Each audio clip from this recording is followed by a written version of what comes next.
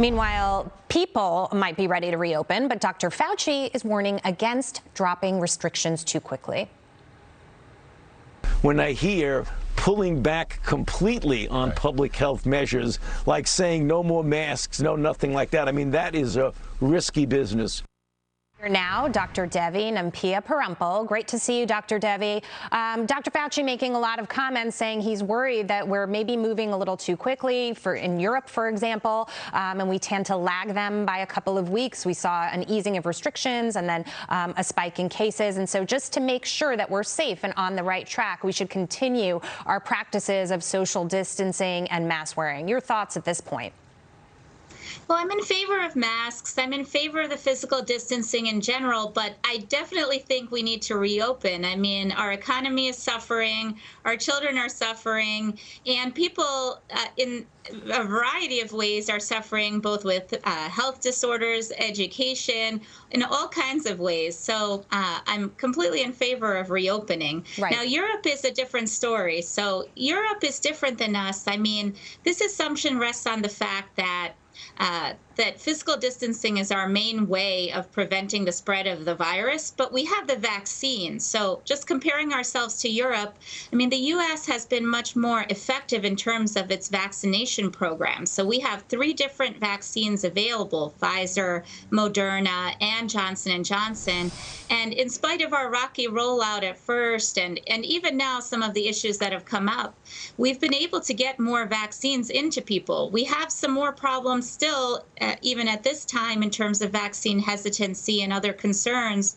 But still, more Americans are getting vaccinated, and even people who've had coronavirus may have immunity. So I think we are proceeding more safely in terms of reopening than some of the countries that are experiencing this 3rd wave. So we are in a different situation.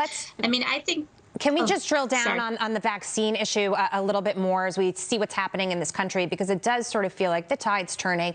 The administration's goal was 1.5 million doses per day. We're looking at 2.4 million doses per day. But another concern of Dr. Fauci, in fact, he's calling out to President Trump to urge his supporters to get the vaccine. The question at this point, as we get more doses out there, as we have more supply, are there going to be people who are reluctant to take it?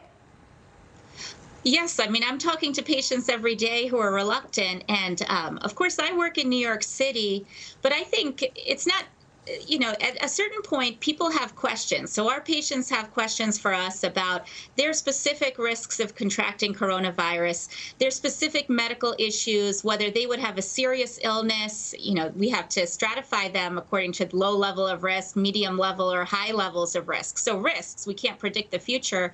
And what are their specific risks from the vaccines? Because maybe it's a new vaccine. Do they have a preference about the specific vaccines?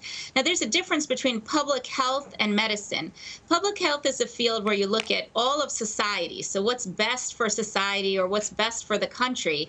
And medicine has to do with an individual patient. So what's best for me specifically as a patient? And that's what your doctor would answer for you or try to help guide you through.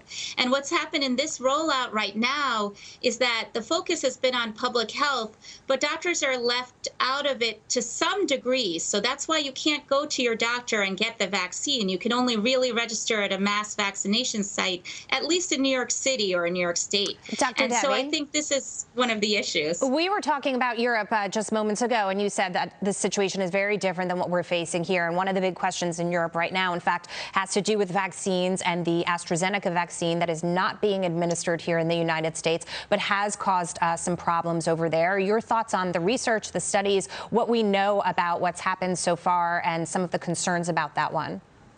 Well, the question there is whether the AstraZeneca vaccine could be tied to blood clots or pulmonary embolisms.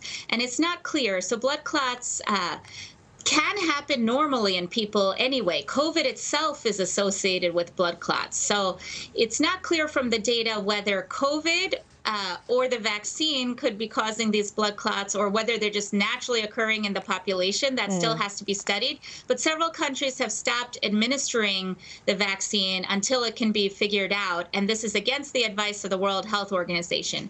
But people here do not have to worry about that because we're not using the AstraZeneca vaccine in this country, and that hasn't been reported here at all. Yeah, no, I've been receiving, a lot of people have been asking me about it, and I'm quick to remind them that that is not one of our 3 that is approved right now. Dr. Devi, great to see you. Thanks so much for your time today. Thank you.